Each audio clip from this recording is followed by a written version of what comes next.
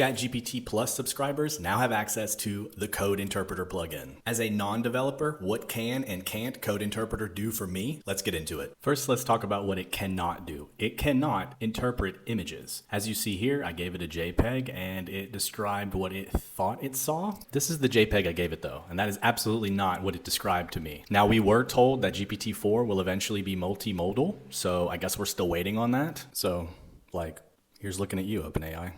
And here's what it may struggle with. As you can see here, it doesn't read every PDF that you give it, but it can read some. So one of the things that Code Interpreter can do is it can read and interpret data from an uploaded PDF. Code Interpreter can also read and extract data from Word documents. And I thought this was really cool. It can also extract text from an image. So it does have OCR capabilities. I gave it a PNG just covered with text and it was able to extract all the text. Obviously, it can read CSV files, but here's where it gets interesting. So it will interpret the data by explaining to you what is in the file, and then it will interpret the actual data in the file. So here, I uploaded a CSV, which was a download of Amazon reviews for a product, and it gave me an interpretation of the average rating and the total reviews, reviews by rating, helpful reviews, and the reviews by style. It's also able to read Excel spreadsheets. So here, I gave it a keyword report from an Amazon PPC campaign, and like the last interpretation, it explained what each field was. Then it summarized the pertinent information